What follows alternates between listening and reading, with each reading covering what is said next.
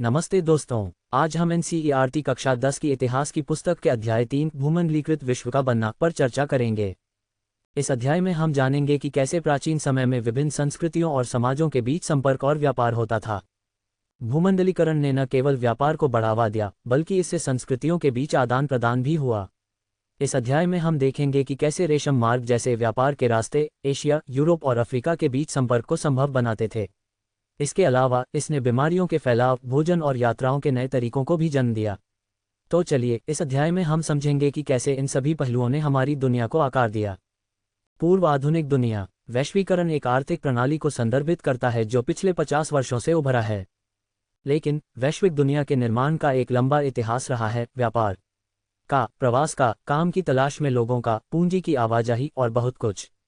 प्राचीन काल से यात्रियों, व्यापारियों, पुजारियों और तीर्थयात्रियों ने ज्ञान, अवसर और आध्यात्मिक पूर्ति के लिए या उत्पीड़न से बचने के बहुत दूर की यात्रा की। 3000 ईसा पूर्व के रूप में एक सक्रिय तटीय व्यापार ने सिंधु घाटी सभ्यताओं को वर्तमान पश्चिम एशिया के साथ जोड़ा। रेशम मार्ग दुनिया को जोड़ते हैं। रेशम मार्ग दुनिया के दूर के हिस्सों के बीच जीवंत पूर्व आधुनिक व्यापार और सांस्कृतिक संबंधों का एक अच्छा उदाहरण है। कई रेशम मार्गों की पहचान इतिहासकारों द्वारा की गई है, भूमि और समुद्र के द्वारा, एशिया के विशाल क्षेत्रों को जोड़ने और एशिया को यूरोप और उत्तरी अफ्रीका से जोड़ने के लिए। भारत से वस्त्र और प्रजातियों के बदले में कीमती धातुएं, सोना और चांदी यूरोप से एशिया में प्रवाहित हुईं। लिए खाद्य यात्रा, स्पगेटी और आलू भोजन लंबी दूरी के सांस्कृतिक आदान प्रदान के कई उदाहरण प्रस्तुत करता है। व्यापारियों और यात्रियों द्वारा नई फसलें पेश की गईं। नूडल्स जैसे तैयार खाद्य पदार्थ स्पगेटी बनने के लिए चीन से पश्चिम की ओर गए। हमारे पूर्वज लगभग 5 शताब्दियों पहले आलू, सोया, मूंगफली, मक्का, टमाटर, मिर्च, शकरकंद आदि जैसे आम खाद्य पदार्थों से परिचित नहीं थे। हमारे कई आम खाद्य पदार्थ अमेरिका के मूल निवासियों अमेरिकी भारतीयों से आए थे। विजय, रोग और व्यापार। हिंद महासागर सदियों पहले माल, लोगों, ज्ञान, रीति रिवाजों आदि के साथ एक हलचल भरे व्यापार को जानता था, अपने पानी को पार करते हुए। यूरोपीय लोगों के प्रवेश ने इन प्रवाहों को यूरोप की ओर पुनर्निर्देशित करने में मदद की। अमेरिका की विशाल भूमि और प्रचुर मात्रा में फसलों के खनिजों ने हर जगह व्यापार और जीवन को बदलना शुरू कर दिया। 16वीं शताब्दी के मध्य तक अमेरिका पर पुर्तगाली और स्पेनिश विजय और उपनिवेशीकरण निर्णायक रूप से चल रहा था। यूरोपीय लोगों का सबसे शक्तिशाली हथियार एक पारंपरिक सैन्य हथियार नहीं था, बल्कि चेचक जैसे कीटाणु थे जो उन्होंने अपने व्यक्ति पर रखे थे। यह एक घातक हत्यारा साबित हुआ। 19वीं सदी तक यूरोप में गरीबी और भूख आम बात थी। 18वीं शताब्दी तक चीन और भारत दुनिया के सबसे अमीर देशों में से थे। हालांकि 15वीं शताब्दी से चीन के बारे में कहा जाता है कि उसने विदेशी संपर्कों को प्रतिबंधित कर दिया और अलगाव में पीछे हट गया। यूरोप अब विश्व व्यापार के केंद्र के रूप में उभरा। 19वीं सदी 1815-1914। 19वीं सदी में आर्थिक, राजनीतिक, सामाजिक, सांस्कृतिक और तकनीकी कारकों ने समाज को बदलने और बाहरी संबंधों को फिर से आकार देने के लिए जटिल तरीकों से बातचीत की। अर्थशास्त्रियों द्वारा 3 प्रवाह या आंदोलनों की पहचान की गई थी। 1. पहला व्यापार का प्रवाह है जिसे मोटे तौर पर माल जैसे कपड़ा या गेहूं के व्यापार के लिए संदर्भित किया जाता है। 2. दूसरा है श्रम का प्रवाह, रोजगार की तलाश में लोगों का पलायन। 3. तीसरा लंबी दूरी पर अल्पकालिक या लंबी अवधि के निवेश के लिए पूंजी की आवाजाही है। एक विश्व अर्थव्यवस्था आकार लेती है। 19वीं सदी में भोजन में आत्मनिर्भरता का मतलब ब्रिटेन में निम्न जीवन स्तर और सामाजिक संघर्ष था। यह 18वीं शताब्दी के उत्तरार्ध से जनसंख्या वृद्धि के कारण हुआ। मकई कानून लागू किया गया जिसका अर्थ है मकई के आयात में प्रतिबंध। ब्रिटिश कृषि आयात के साथ प्रतिस्पर्धा करने में असमर्थ थी और भूमि के विशाल क्षेत्र को बंजर छोड़ दिया गया था। इसलिए हजारों पुरुष और महिलाएं शहरों में आ गए या विदेशों में चले गए। ब्रिटेन में खाद्य कीमतों में गिरावट आई और 19वीं सदी के मध्य में औद्योगिक विकास ने उच्च आय और अधिक खाद्य आयात को जन्म दिया। ब्रिटिश मांग को पूरा करने के लिए पूर्वी यूरोप, रूस, अमेरिका और ऑस्ट्रेलिया में खाद्य उत्पादन के विस्तार के लिए भूमि को मंजूरी दी गई थी। रेलवे को कृषि क्षेत्रों से जोड़ने और लोगों के लिए आवश्यक पूंजी और श्रम के लिए घर बनाने के प्रबंधन के लिए। लंदन ने 19वीं शताब्दी में यूरोप से अमेरिका और ऑस्ट्रेलिया में प्रवास करने वाले लोगों को वित्त और श्रम की शर्तों में मदद की। 1890 तक एक वैश्विक कृषि अर्थव्यवस्था ने आकार ले लिया था। श्रम आंदोलन के पैटर्न, पूंजी प्रवाह, पारिस्थितिकी और प्रौद्योगिकी में जटिल परिवर्तनों को अपनाते हुए। पश्चिम पंजाब में ब्रिटिश भारत सरकार ने निर्यात के लिए गेहूं और कपास उगाने के लिए अर्धरेगिस्तानी कचरे को उपजाऊ कृषि भूमि में बदलने के लिए सिंचाई नहरों का एक नेटवर्क बनाया। यहां तक कि कपास की खेती का विस्तार दुनिया भर में ब्रिटिश कपड़ा मिलों को खिलाने के लिए किया गया। प्रौद्योगिकी की भूमिका। प्रौद्योगिकी के क्षेत्र में कुछ महत्वपूर्ण आविष्कार रेलवे, स्टीमरशिप, टेलीग्राफ हैं, जिन्होंने 19वीं शताब्दी की दुनिया को बदल दिया। लेकिन तकनीकी विकास अक्सर बड़े सामाजिक, राजनीतिक और आर्थिक कारकों का परिणाम था। उदाहरण के लिए, उपनिवेशवाद ने परिवहन में नए निवेश और सुधार को प्रेरित किया। तेज रेलवे, लाइटर वैगन और बड़े जहाज़ों ने दूर के खेतों से अंतिम बाजारों में भोजन को अधिक सस्ते और जल्दी से स्थानांतरित करने में मदद की। 1870 के दशक तक जानवरों को भी अमेरिका से यूरोप भेज दिया जाता था। मांस को यूरोपीय गरीबों की पहुंच से बाहर एक महंगी विलासिता माना जाता था। रोटी और आलू की पहले की एक रस्ता को तोड़ने के लिए कई अब अपने आहार में मांस और मक्खन और अंडे शामिल कर सकते थे।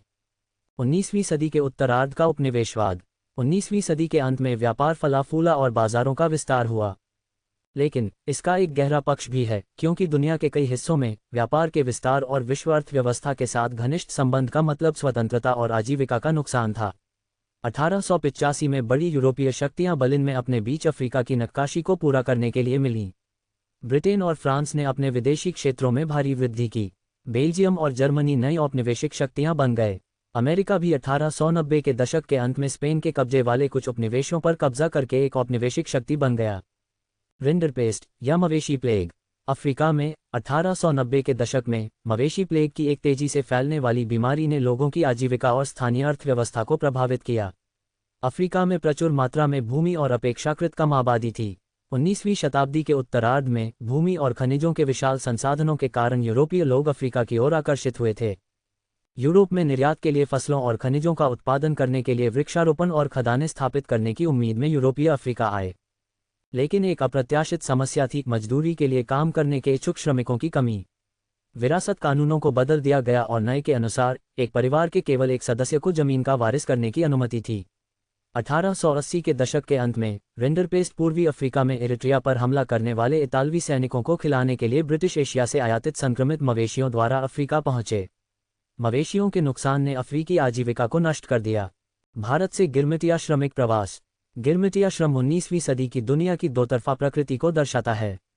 तेज आर्थिक विकास के साथ साथ बहुत दुख, कुछ के लिए उच्च आय और दूसरों के लिए गरीबी, कुछ क्षेत्रों में तकनीकी प्रगति और दूसरों में जबरदस्ती के नए रूपों की दुनिया। भारत में गिरमिटिया मजदूरों को अनुबंध के तहत काम पर रखा गया था और उनमें से ज्यादातर पूर्वी उत्तर प्रदेश, बिहार, मध्य भारत और तमिलनाडु के शुष्क जिलों के वर्तमान क्षेत्रों से आए थे।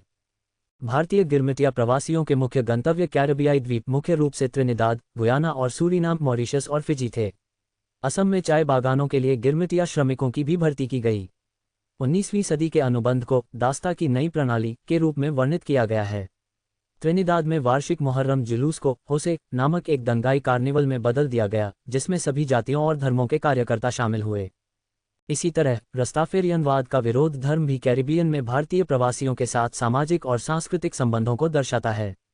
1900 के दशक से भारत के राष्ट्रवादी नेताओं ने गिरमिटिया मजदूरों के प्रवास की व्यवस्था को अपमानजनक और क्रूर कहकर विरोध करना शुरू कर दिया। 1921 में इसे समाप्त कर दिया गया। विदेशों में भारतीय उद्यमी। विश्व बाजार के लिए खाद्य और अन्य फसलें उगाने के लिए लोगों को बड़ी पूंजी की आवश्यकता होती है। इसलिए विनम्र किसान शिकारीपुरी श्रॉफ और नट्टुकोटई चेट्टियार बैंकरों और व्यापारियों के कई समूहों में से थे, जिन्होंने मध्य और दक्षिण पूर्व एशिया में निर्यात कृषि को वित्तपोषित किया, या तो अपने स्वयं के धन का उपयोग करके या यूरोपीय बैंकों से उधार लिया। भारतीय व्यापार, उपनिवेशवाद और वैश्विक व्यवस्था। भारत से कपास यूरोप को निर्यात किया जाता था। ब्रिटेन में कपड़े के आयात पर शुल्क लगा दिया गया। नतीजतन बढ़िया भारतीय कपास की आमद घटने लगी। 19वीं सदी में ब्रिटिश निर्माताओं ने भारतीय बाजार में बाढ़ ला दी। ब्रिटेन को अपने घाटे को संतुलित करने में मदद करके भारत ने 19वीं सदी के उत्तरार्ध की विश्व अर्थव्यवस्था में महत्वपूर्ण भूमिका निभाई। भारत में ब्रिटेन के व्यापार अधिशेष ने तथाकथित घरेलू शुल्क का भुगतान करने में भी मदद की, जिसमें ब्रिटिश अधिकारियों और व्यापारियों द्वारा निजी प्रेषण, भारत के विदेशी ऋण पर ब्याज भुगतान और भारत में ब्रिटिश अधिकारियों की पेंशन शामिल थी। अंतर युद्ध अर्थव्यवस्था। प्रथम विश्व युद्ध 1914-18 यूरोप में लड़ा गया था, लेकिन इसका प्रभाव पूरी दुनिया में महसूस किया गया। इस अवधि के दौरान दुनिया ने व्यापक आर्थिक और राजनीतिक अस्थिरता और एक और विनाशकारी युद्ध का अनुभव किया। युद्धकालीन परिवर्तन। प्रथम विश्व युद्ध मित्र राष्ट्रों ब्रिटेन, फ्रांस और रूस, बाद में अमेरिका द्वारा शामिल के बीच लड़ा गया था, और केंद्रीय शक्तियां जर्मनी, ऑस्ट्रिया हंगरी और तुर्की। युद्ध 4 साल से अधिक समय तक चला, जिसमें दुनिया के प्रमुख औद्योगिक राष्ट्र शामिल थे। इसे पहला आधुनिक औद्योगिक युद्ध माना गया, जिसमें मशीन गनों, टैंकों, विमानों, रासायनिक हथियारों आदि का उपयोग देखा गया, बड़े पैमाने पर। युद्ध के दौरान युद्ध से संबंधित वस्तुओं के उत्पादन के लिए उद्योगों का पुनर्गठन किया गया। ब्रिटेन ने अमेरिकी बैंकों के साथ साथ अमेरिकी जनता से बड़ी रकम उधार ली, जिससे अमेरिका एक अंतर्राष्ट्रीय कर्जदार से अंतर्राष्ट्रीय कर्जदार बन गया। युद्ध के बाद की वसूली। युद्ध के बाद आर्थिक सुधार। ब्रिटेन, दुनिया की अग्रणी अर्थव्यवस्था को लंबे समय तक संकट का सामना करना पड़ा। भारत और जापान में उद्योग विकसित हुए थे, जबकि ब्रिटेन युद्ध में व्यस्त था। युद्ध के बाद ब्रिटेन के लिए भारतीय बाजार में प्रभुत्व की अपनी पुरानी स्थिति को फिर से हासिल करना और अंतर्राष्ट्रीय स्तर पर जापान के साथ प्रतिस्पर्धा करना मुश्किल हो गया। युद्ध के अंत में ब्रिटेन भारी विदेशी ऋणों के बोझ तले दब गया।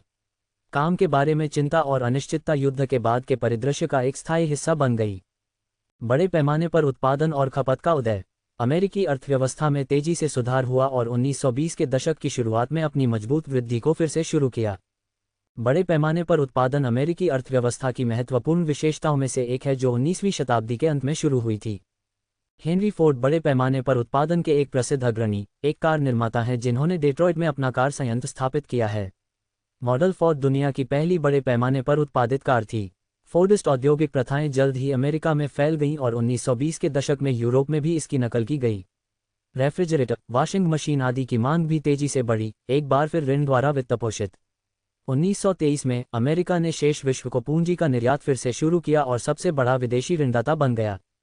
व्यापक मंदी। महामंदी की अवधि 1929 के आसपास शुरू हुई और 1930 के दशक के मध्य तक चली। दुनिया के अधिकांश हिस्सों में उत्पादन, रोजगार, आय और व्यापार में विनाशकारी गिरावट आई। सबसे अधिक प्रभावित क्षेत्र कृषि क्षेत्र और समुदाय थे। कई कारकों के संयोजन ने अवसाद को जन्म दिया। पहला कारक कृषि अतिउत्पादन है, दूसरा 1920 के दशक के मध्य में है। कई देशों ने अपने निवेश को अमेरिका से ऋण के माध्यम से वित्तपोषित किया। बाकी दुनिया अलग अलग तरीकों से अमेरिकी ऋणों की वापसी से प्रभावित है। अमेरिका भी डिप्रेशन से बुरी तरह प्रभावित था। दुर्भाग्य से अमेरिकी बैंकिंग प्रणाली ध्वस्त हो गई, क्योंकि हजारों बैंक दिवालिया हो गए और उन्हें बंद करने के लिए मजबूर होना पड़ा। भारत और महामंदी। भारतीय व्यापार तुरंत अवसाद से प्रभावित होता है। कृषि की कीमतों में तेजी से गिरावट आई, लेकिन फिर भी औपनिवेशिक सरकार ने राजस्व मांगों को कम करने से इनकार कर दिया। उन मंदी के वर्षों में भारत कीमती धातुओं, विशेष रूप से सोने का निर्यातक बन गया। इस प्रकार ग्रामीण भारत को अशांति के साथ देखा गया था, जब महात्मा गांधी ने 1931 में अवसाद की ऊंचाई पर सविनय अवज्ञा आंदोलन शुरू किया था। एक विश्व अर्थव्यवस्था का पुनर्निर्माण। युद्ध के बाद का युग।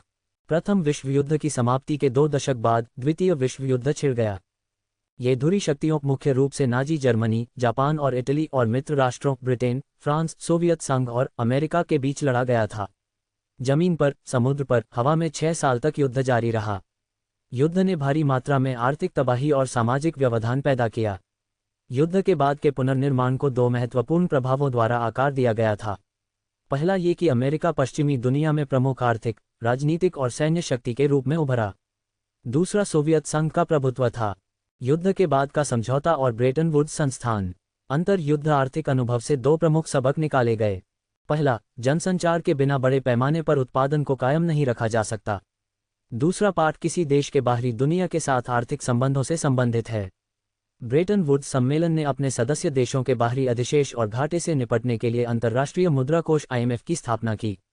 पुनर्निर्माण और विकास के लिए अंतर्राष्ट्रीय बैंक, जिसे विश्व बैंक के रूप में जाना जाता है, की स्थापना युद्ध के बाद के पुनर्निर्माण के वित्तपोषण के लिए की गई थी। IMF और विश्व बैंक ने 1947 में वित्तीय संचालन शुरू किया। युद्ध के बाद के प्रारंभिक वर्ष। व्यापार और आय के अभूतपूर्व विकास के युग का उद्घाटन ब्रेटन वुड्स द्वारा पश्चिमी औद्योगिक देशों और जापान के लिए किया गया था। इस दशक के दौरान प्रौद्योगिकी और उद्यम दुनिया भर में फैले हुए थे। औपनिवेशीकरण और स्वतंत्रता। द्वितीय विश्व युद्ध की समाप्ति के बाद दुनिया के बड़े हिस्से अभी भी यूरोपीय औपनिवेशिक शासन के अधीन थे। IMF और विश्व बैंक को औद्योगिक देशों की वित्तीय जरूरतों को पूरा करने के लिए डिजाइन किया गया था। 1950 के दशक के उत्तरार्ध से IMF और विश्व बैंक ने अपना ध्यान विकासशील देशों की ओर अधिक स्थानांतरित कर दिया। अधिकांश विकासशील देशों को 1950 और 1960 के दशकों में पश्चिमी अर्थव्यवस्थाओं के तेज विकास से कोई लाभ नहीं हुआ। उन्होंने एक समूह के रूप में संगठित किया 77 का समूह या G-77 और एक नई अंतर्राष्ट्रीय आर्थिक व्यवस्था NIO की मांग की। NIO का मतलब एक ऐसी प्रणाली है जो उन्हें अपने प्राकृतिक संसाधनों पर वास्तविक नियंत्रण, अधिक विकास सहायता, कच्चे माल के लिए उचित मूल्य और विकसित देशों के बाजारों में उनके निर्मित माल की बेहतर पहुंच प्रदान करेगी। ब्रेटन वुड्स का अंत और वैश्वीकरण की शुरुआत। 1960 के दशक से इसकी विदेशी भागीदारी की बढ़ती लागत के कारण अमेरिका की वित्त और प्रतिस्पर्धी ताकत कमजोर हो गई थी। 1970 के दशक के मध्य में अंतर्राष्ट्रीय वित्तीय व्यवस्था में भी बदलाव आया और औद्योगिक जगत भी बेरोजगारी की चपेट में आ गया। बहुराष्ट्रीय कंपनियों ने अपने उत्पादन को कम मजदूरी वाले एशियाई देशों में स्थानांतरित करना शुरू कर दिया। विदेशी बहुराष्ट्रीय कंपनियों द्वारा निवेश के लिए चीन आकर्षक गंतव्य बन गया। पिछले 2 दशकों में दुनिया का आर्थिक भूगोल बदल गया है क्योंकि भारत, चीन और ब्राजील जैसे देशों में तेजी से आर्थिक परिवर्तन हुआ है। आज के इस वीडियो में बस इतना ही। अगर आपको यह वीडियो पसंद आया हो तो कृपया इसे लाइक और शेयर करें। और अगर आपने अभी तक हमारे चैनल HK एजुकेशन को सब्सक्राइब नहीं किया है तो जल्दी से सब्सक्राइब करें ताकि आप हमारी आने वाली और भी मददगार वीडियोस देख सकें। धन्यवाद और अगले वीडियो में मिलते हैं।